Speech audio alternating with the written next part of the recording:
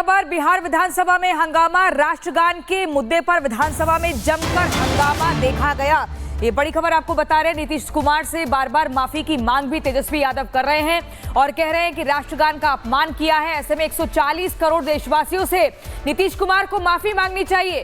तेजस्वी यादव कई बार ये कह भी चुके हैं कि नीतीश कुमार सरकार चलाने की स्थिति में नहीं है, उन्हें रिटायर हो जाना चाहिए। तेजस्वी का आरोप है कि नीतीश अचेत अवस्था में है। राष्ट्रगान के मुद्दे पर विधानसभा में जमकर हंगामा हुआ और साथ ही माफी की मांग बार बार की जा रही है। दरअसल जब राष्ट्रगान चल रहा था तो नीतीश कुमार को देखा गया कि कैसे वो स्टैटिक पोजीशन में ना खड़े होकर बल्कि हिल डुल रहे थे और ये सीधे तौर पर माना गया कि ये राष्ट्रगान का अपमान किया गया है और इसी को लेकर नाराजगी व्यक्त की जा रही है।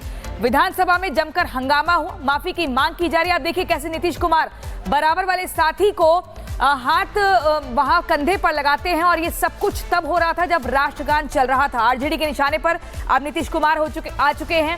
तेजस्वी यादव का नीतीश कुमार पर हमला, सीएम ने राष्ट्रगान का अपमान किया है। नीतीश ने बिहार को शर्मसार किया है। देशवासियों से नीतीश को माफी मांगनी चाहिए, नीतीश कुमार को रिटायर हो जाना चाहिए। मुख्यमंत्री होता है लीडर ऑफ द स्टेट, राज्य का नेता होता है और जिस प्रकार से कल की घटना जो है बहुत ही दुर्भाग्यपूर्ण घटना और इतिहास में हिंदुस्तान की, इंडिया की राजनीति में ये पहली ऐसी घटना है जहां एक मुख्यमंत्री राष्ट्रगान का अपमान कर रहा हो। इसको देखते हुए अब ये प्रतीत होता है कि अब मुख्यमंत्री जो हम बार बार कहते हैं अचेत अवस्था में हैं, इनके स्वास्थ्य को लेकर के हम लोग चिंता करते हैं।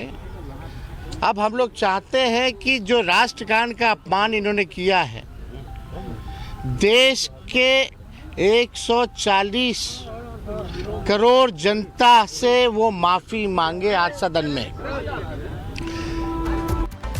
और आगे बढ़ते हैं, बात नागपुर हिंसा मामले की करते हैं क्योंकि अब एक एक संदिग्ध का चेहरा बेनकाब हो रहा है। पुलिस संदिग्धों की पहचान कर रही है और उन्हें सलाखों के पीछे पहुंचाने का काम कर रही है। नागपुर हिंसा के संदिग्धों की अब नई तस्वीर सामने आ गई है और जानकारी आप तक पहुंचा दें कि शिवाजी चौक पर पुलिस टीम यहां पर खड़ी हुई थी जब यहां पर ये नकाबपोश बदमाश पहुंचते हैं, जिनकी तस्वीर देखिए सामने आई है। एक्सपोज हो गए हैं ये वो चेहरे जिन्होंने नागपुर के माहौल को खराब करने का षड्यंत्र रचा। देखिए किस तरीके से ये वो चेहरे, ये वो शख्स, ये वो संदिग्ध जिन्होंने नागपुर को दहलाने की कोशिश की, नागपुर को दहलाने की साजिश रची। एक एक चेहरा बेनकाब हो रहा है, एक एक चेहरे से पर्दा हट रहा है और रिपब्लिक भारत पर आप इन संदिग्धों की तस्वीर देख रहे हैं एक्सक्लूसिव। ये नागपुर हिंसा के संदिग्ध हैं, ये वो लोग हैं जिन्होंने पूरी प्री प्लानिंग के तहत नागपुर को दहलाने का षड्यंत्र रचा, पूरी स्क्रिप्ट रची गई। ये इसीलिए कहा जा रहा है कि स्क्रिप्ट रची गई, स्क्रिप्ट लिखी गई, पूरी पटकथा पहले से तैयार थी। ये इसीलिए कहा जा रहा है क्योंकि सीसीटीवी फुटेज, सीसीटीवी वीडियो इस बात की गवाही दे रहे हैं। जैसे जैसे हिंसा से जुड़े वीडियो सामने आ रहे हैं वैसे वैसे ये साफ होता जा रहा है कि किस तरीके से माहौल को खराब करने की पहले से पूरी प्लानिंग की हुई थी और यही एक बड़ी वजह कि जो स्क्रिप्ट लिखी गई उस स्क्रिप्ट को अमली जामा पहनाया गया और ये सीसीटीवी फुटेज गवाही दे रहे हैं। और इसी खबर पर जतिन हमारे साथ लाइव जुड़ चुके हैं। जतिन, एक एक करके दंगाई एक्सपोज हो रहे हैं, नई नई तस्वीर सामने आ रही है और तस्वीरों के जरिए साफ तौर पर देखा जा सकता है कि इन दंगाइयों को किस तरीके से भड़काया गया और इसके बाद जो नागपुर है वो हिंसा के आग में झुलसा। बिल्कुल, देखिए अभी तक हमने तमाम तस्वीरें देखी जिसमें मुंह पे कपड़ा बांधे जो उपद्रवी हैं वो हिंसा करते हुए नजर आ रहे थे, दंगा करते नजर आ रहे थे। हमने वो सीसीटीवी भी देखा जिसमें लोग शिवाजी चौक पर इकट्ठे होते हुए आपको नजर आ रहे थे, पुलिस बल वहां पर मौजूद थी। लेकिन ये तस्वीरें जो कि अनफेस्ड है, यानी कि चेहरा आपको बिल्कुल क्लियर इसमें नजर आ रहा है और ये उपद्रवी हैं और ये संदिग्ध हैं, इन्हीं की तलाश अब पुलिस कर रही है। इन फोटो के आधार पर लोकल सर्विलांस को ये तस्वीरें बांटी गई हैं ताकि इन लोगों को पिक किया जाए और उसके बाद इस हिंसा से जुड़े जो दूसरे लोग हैं उनकी गिरफ्तारी की जा सके। सके। इस समय मैं उसी शिवाजी चौक के पास मौजूद हूँ। आप ऊपर ही अंडर कंस्ट्रक्शन फ्लाईओवर देख रहे हैं। इन तस्वीरों में इसी फ्लाईओवर के नीचे जो शख्स है वो खड़े हुए नजर आ रहे हैं। ये जो तस्वीरें ली गई हैं, इनके आसपास जितने भी सीसीटीवी कैमरे थे जो उपद्रवियों ने नहीं तोड़े, जो बचा लिए गए, उनसे ये तस्वीरें निकाली गई हैं। इन तस्वीरों को जब आप गौर से देखेंगे तो आप समझ पाएंगे कि कैसे अलग अलग छोटे छोटे ग्रुप्स में जो लड़के हैं वो खड़े हुए हैं। फेस सबके क्लियरली दिख रहे हैं। एक कॉमन बात है, सबके हाथ में फोन है और कोई किसी पे चैट करता हुआ नजर आ रहा है, कोई किसी तस्वीर में फोन पर बात करता हुआ नजर आ रहा है। तो सवाल ये खड़ा हो रहा है कि आखिरकार हिंसा से कुछ समय पहले ये लोग इतनी बड़ी संख्या में इकट्ठे क्यों हुए, किसके कहने पर हुए, और जिससे वो बात कर रहे हैं वो शख्स कौन है, जिस वो चैट कर रहे हैं वो किस ग्रुप में चैट कर रहे हैं या कहां कुछ क्या पोस्ट कर रहे हैं। ये तमाम ऐसे सवाल है जो कि अभी जांच का विषय बने हुए हैं। इन संदिग्धों की पहचान कर उनसे पूछताछ करने का काम एडमिनिस्ट्रेशन कर रहा है। हालांकि ये तस्वीरें जब हमारे पास पहुंची तो हमने पुलिस अधिकारियों से बात की। उनका साफ तौर पर कहना है कि इनमें से कुछ लोगों की गिरफ्तारी भी की जा चुकी है और कुछ लोगों की पहचान करके हिंसा वाली तस्वीरों से मैच करके उनको पिक करने का, उनको उठाने का, उनको पकड़ने का जो काम है वो बहुत तेजी से किया जा रहा है। अगर मेरे विजय अभिषेक आपको तस्वीरें दिखाएं, आप ये मस्जिद देख रहे हैं, ये भी जानकारी मिल रही थी कि मस्जिद के पास बड़ी संख्या में लोग इकट्ठे हुए और ये जो तस्वीरें आप देख रहे हैं फ्लाईओवर के नीचे और मस्जिद के ठीक सामने की तस्वीरें हैं और यहीं पर ही लोग बाइकों के जरिए खड़े हुए। हालांकि अब कर्फ्यू इम्पोज किया गया है तो अब बिल्कुल पूरी तरीके से खाली है, लेकिन तस्वीरों में आप देखेंगे कि जिस बाइक तरीके से एक्शन देखने को मिल रहा है और लगातार गिरफ्तारियां भी हो रही है, पुलिस लगातार एक्शन मोड में नजर आ रही है। किस तरीके से धरपकड़ इस वक्त पुलिस की ओर से देखने को मिल रही है, अब तक क्या कार्रवाई हुई है, नागपुर हिंसा को लेकर रिपोर्ट के जरिए दिखाते हैं।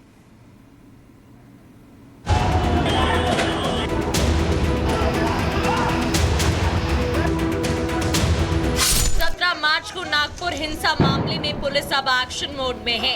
एक आरोपियों की शिनाख्त की जा रही है और उन्हें सलाखों के पीछे भेजा जा रहा है। हिंसा के मास्टरमाइंड समेत अब तक 50 से ज्यादा आरोपियों की गिरफ्तारी हो चुकी है। आरोपियों से पूछताछ की जा रही है। हिंसा की साजिश के एक तार जोड़े जा रहे हैं। नागपुर हिंसा मामले में सबसे अहम सबूत हिंसा वाले इलाके के सीसीटीवी फुटेज है और हिंसा के बाद अब एक कर सामने आ रही सीसीटीवी फुटेज हिंसा में शामिल उपद्रवियों को बेनकाब कर रही हैं।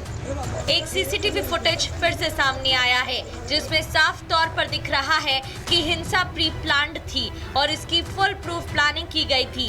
ये सीसीटीवी फुटेज हिंसा के पहले का बताया जा रहा है और वीडियो में साफ दिख रहा है कि शिवाजी चौक के पास की मस्जिद के पास कैसे भीड़ इकट्ठा हो रही है।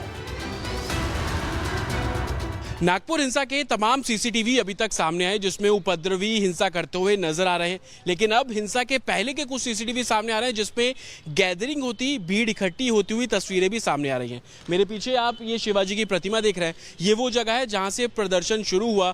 विश्व हिंदू परिषद और बजरंग दल का जो प्रोटेस्ट का कॉल था वो यहीं से ही शुरू किया जाना था, लेकिन अब जो सीसीटीवी सामने आ रहे हैं कि दूसरे समुदाय के लोग इस शिवाजी की जो प्रतिमा है यहाँ पर इकट्ठे होते हैं। सीसीटीवी में आप देखेंगे कि शिवाजी का ये जो पूरा गोल चक्कर है, ये आपको एल्यूमिनियम की जो ग्रिलिंग है वो साफ तौर पर नजर आ रही है। पुलिस यहाँ पर तैनात थी, पुलिस की गाड़ियां गश्त कर रही हैं, सीसीटीवी में दिख रही हैं, लेकिन लोग भी आपको खड़े हुए नजर आ रहे हैं। लगातार उन लोगों को हटने के लिए बोला जा रहा था लेकिन वो लोग हटे नहीं।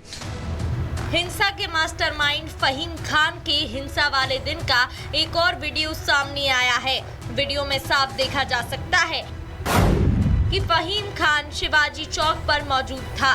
पुलिस फहीम खान को समझा रही है। फहीम खान पुलिस से तीखी बहस कर रहा है। फहीम खान पुलिस से बहस करने के बाद सड़क पर बैठ गया। फहीम खान के साथ भीड़ नजर आ रही है।